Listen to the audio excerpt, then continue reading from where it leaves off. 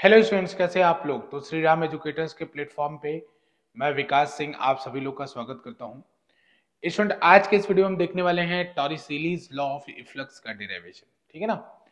कि स्टूडेंट, ये टॉरिसेलीज law of efflux किस चैप्टर का डेरिवेशन है? तो ये क्लास 11th के mechanical properties of fluid chapter का डेरिवेशन है। ये फिजिक्स का चैप्टर है, जिन लोग को सब्जेक्ट नहीं समझ में आ रहा है।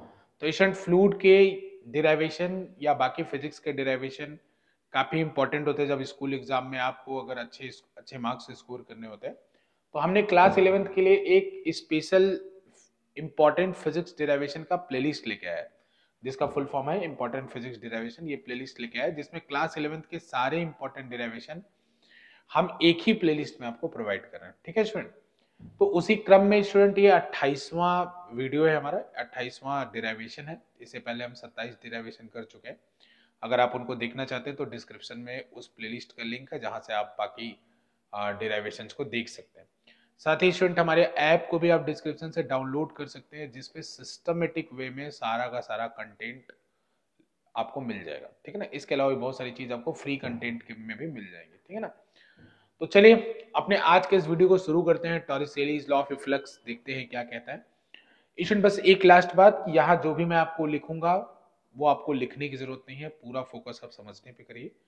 जो भी चीज मैं यहाँ पे लिखूंगा आपको पीडीएफ फॉर्मेट में नीचे प्रोवाइड कर दी जाएगी, आप वहां से उसको डाउनलोड कर सकते हैं। ठीक है ना। चलिए, तो स्टूडेंट, टॉरिसेलीज लॉ ऑफ इफ्लक्स किसके बारे में बताता है? तो इफ्लक्स का मतलब क्या होता है? तो इफ्लक्स का मतलब होता है आउटवर्ड फ्लो। इफ्लक्स का मतलब होता है स्टूडेंट, इफ्लक्स अगर कहीं भी वर्ड है तो इसका मतलब आउटवर्ड फ्लो। आउट इफ्लक्स मतलब आउटवर्ड फ्लो। तो आउटवर्ड फ्लो को हम क्या कह रहे हैं? इफ्लक्स। तो टॉरिसेली ने क्या बताया था? टॉरिसेली ने ये बताया था कि अगर कोई टैंक है और उसमें ओरिफिस कर दिया जाए, ठीक है, उस टैंक में अगर ओरिफिस कर दिया जाए, ओरिफिस मतलब एक छोटा सा छेद कर दिया जाए यहाँ पे। जैसे मान लीजिए टैंक है, इसमें मैंने छोटा सा छेद कर दिया, ठीक है ना, यहाँ पे। तो इस ऐसे पानी भरा हुआ है इसके अंदर, ऐसे मान लीजिए फ्लूइड भरा हुआ है। तो इस ओरिफिस से किस वेलोसिटी के साथ फ्लूइड बाहर गिरेगा, उसी को बताया था। तो यहाँ पे जो वेलोसिटी है उसको बताया था किसने? टॉरिसेली ने। ठीक है ना। तो स्टूडेंट, वो किसके टर्म में बताया था? तो इन्होंने बोला कि मान लीजिए अभी ये हाइट h है, जिसके ऊपर तक फ्लूइड भरा हुआ है, और ओरिफिस का हाइट फ्लूइड के बॉटम से मान लीजिए h1 है, और बॉटम से जो ऊपर लिक्विड है इसका हाइट h2 है। तो यहां से आप क्लियरली देख पा रहे होंगे कि h2 माइनस h1 जो होगा वो h के इक्वल होगा। ठीक है ना। आप क्लियरली यहां से देख पा रहे होंगे। तो स्टूडेंट, इसी फॉर्मूले को हम लोग डिराइव करना है। तो टॉरिसेलीज लॉ ऑफ इफ्लक्स जो होता है वो किसके ऊपर बेस्ड होता है? सबसे पहले यही क्वेश्चन आएगा। तो Torricelli's law of efflux is based on Bernoulli's theorem. ठीक है ना। बर्नौलीज थ्योरम पे बेस्ड होता है। और ये बर्नौलीज किस पे बेस्ड होता है? बर्नौलीज बेस्ड होता है एनर्जी कंजर्वेशन पे। तो बर्नौली कहता क्या है कि sum of pressure energy, potential energy and kinetic energy at any point in a ideal fluid is constant. ठीक है ना। अगर कोई आइडियल फ्लूइड है, उसमें लिक्विड फ्लो कर रहा है, तो इन तीनों का सम पर यूनिट वॉल्यूम पे काइनेटिक एनर्जी, पोटेंशियल एनर्जी और प्रेशर एनर्जी का सम कांस्टेंट होता है। तो यानी सीधी सी बात बोलो तो P plus rho g h plus half rho v square is equal to constant. ये बर्नौली से आया है। बर्नौली ने बोला इन तीनों का सम कांस्टेंट होता है। तो यहां पे स्टूडेंट मैं बर्नौली ही लगाने वाला हूं। ठीक है ना। तो स्टूडेंट, बर्नौली में कहां कहां लगाऊंगा? तो एक कलर चेंज कर लेता हूं मैं थोड़ा सा। तो एक मैं इस पॉइंट पे लगाऊंगा, इस पॉइंट को मैं 2 कह रहा हूं। और यहां जो पॉइंट है जो कि एयर में है, जो पानी निकलने वाला है, ठीक उसकी बात करो, इसको मैं 1 कह रहा हूं। तो यहां पे मैं क्या करूंगा? ये तीनों लिखूंगा 2 पॉइंट के लिए, और यही तीनों लिखूंगा 1 पॉइंट के लिए, और इन दोनों को मैं इक्वेट करके कुछ ना कुछ चीजें निकालने वाला हूं। बर्नौलीज थ्योरम को अप्लाई करके इसका प्रूफ हमें करना है। तो चलिए स्टूडेंट शुरू करते हैं। तो इसके अंदर अप्लाइंग बर्नौलीज थ्योरम, ठीक है ना, applying Bernoulli's theorem, Bernoulli's Bernoulli's theorem at point 1 and 2, 1 and 2। बच्चों, ये जो पॉइंट 1 है और पॉइंट 2 पे, इस पे हम बर्नौलीज थ्योरम लगाना चाहते हैं। तो मान लीजिए स्टूडेंट, यहां का प्रेशर P है, यहां का प्रेशर P है, तो ये वाला पॉइंट तो एटमॉस्फेयर में ही है। ये वाला पॉइंट लगभग एटमॉस्फेयर में है, तो यहाँ का जो प्रेशर होगा वो एटमॉस्फेरिक प्रेशर होगा। क्यों क्यों ऐसा होगा? क्योंकि जब वो जस्ट बाहर आने वाला है, वो जो पॉइंट है पानी को ऐसे समझिए, पानी का कण जो बाहर आने वाला है उस पे प्रेशर एटमॉस्फेयर का ही तो लग रहा हो, क्योंकि होल से वो जस्ट बाहर आने वाला है, ठीक है ना। तो चलिए लिखते हैं स्टूडेंट। तो सबसे पहले 1 पॉइंट के लिए सब कुछ लिखिए। तो 1 पॉइंट का प्रेशर तो पी नॉट के इक्वल है, अभी आपको मैंने बताया 1 पॉइंट का प्रेशर पी नॉट के इक्वल, प्लस इसका जो जमीन से हाइट है वो h1 है, तो यहाँ रो जी h1 रख दीजिए, प्लस यहाँ पे जो स्पीड है इसको हमने कहा है हाफ v है, तो इसको आप हाफ रो वी स्क्वायर कर दीजिए। ये आपको इक्वेट करना है, इसको आपको किसके इक्वल करना है स्टूडेंट? तो देखिए इसको आपको किसके इक्वल करना है? तो इसको आपको दूसरे पोजीशन पे जो सब चीजें हैं उनके इक्वल करना है, ठीक है ना। तो चलिए करके देखते हैं। तो स्टूडेंट यहाँ पे प्रेशर कितना है? यहाँ पे प्रेशर है P, तो इसको मैं लिख दे रहा हूँ, जो लिक्विड बंद है अभी, ये जो ढक्कन है ये कंटेनर है ये बंद है, तो उसके ऊपर का प्रेशर है P। और स्टूडेंट ये जो हाइट इसका ग्राउंड से है आप देख रहे हैं वो कितना है? रो जी एच टू, तो यहाँ लिखा जाएगा रो जी एच टू। और उसकी स्पीड कितनी है वहां पे? तो वहां पे स्पीड है half rho v2 square, half rho v2 square, ठीक है ना। ये हमने लिख दिया भाई की बर्नौलीज थ्योरम से, ये सब चीजें लिख दी। मुझे निकालना क्या है? मुझे निकालना है v, ठीक है ना, क्योंकि v ही मैं निकालना चाहता हूं। तो स्टूडेंट यहाँ पे एक एजम्पशन लिया जाता है। एजम्पशन क्या लिया जाता है? कि ये जो ओरिफिस है उसका एरिया बहुत छोटा है with respect to the area of the container.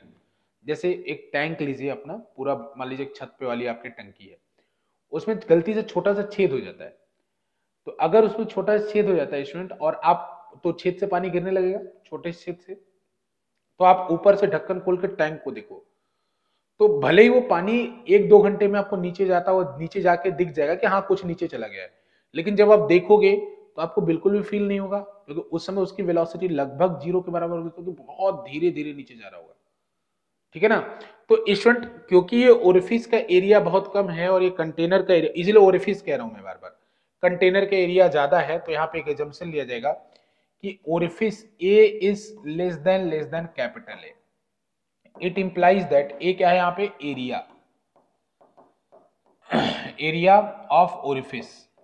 A is area of orifice और ए है area of container, area of container, A is area of container, तो ऐसा माना जा रहा है। तो इसलिए स्टूडेंट क्योंकि एरिया का डिफरेंस बहुत ज्यादा है, तो I can take V2 as approximately 0। ऐसा नहीं कि मैंने अपने मन से ले लिया, ये प्रॉपर लॉजिक है इसके पीछे, आप खुद देख लीजिए, ऊपर से ढक्कन खोलिए और उसमें देखिए, तो आपको ये समझ में आएगा कि ऐसा मैं क्यों ले रहा हूं। तो स्टूडेंट अब यहाँ पे देखो, फिर से आप देखो रीअरेंज करके, V को एक तरफ रहने दो, बाकी सबको दूसरी तरफ लेके चले जाओ। तो मैं इधर लिख रहा हूँ स्टूडेंट, तो मैंने हाफ रो V स्क्वायर को एक तरफ रहने दिया और बाकी सबको दूसरी तरफ लेके चला गया, तो ये बनेगा P माइनस पी नॉट, देख लीजिए एक साथ लिख दे रहा हूं, और रो जी H1 उधर जाएगा, तो रो जी मैं कॉमन ले लेता हूं, तो रो जी कॉमन लूंगा, तो ये हो जाएगा H2 माइनस H1, देख लीजिए आप, ठीक है ना। रो जी H2 में कॉमन लेता हूं, तो ये हो जाएगा H2 माइनस H1। तो यहां से जब आप इसको सॉल्व करेंगे तो क्या आएगा स्टूडेंट?